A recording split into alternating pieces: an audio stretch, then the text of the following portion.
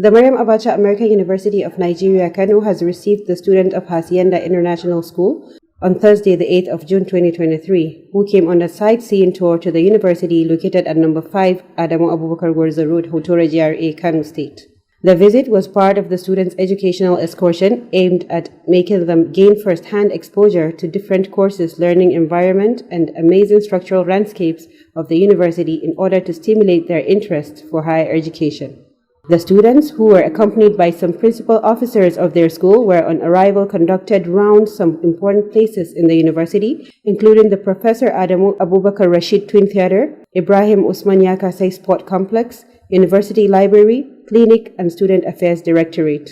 Other places visited were Schools of Social and Management Sciences, School of Computing, Health Sciences, Nursing Sciences, University Senate Chambers, as well as the University Cafeteria, where the student had a sumptuous lunch.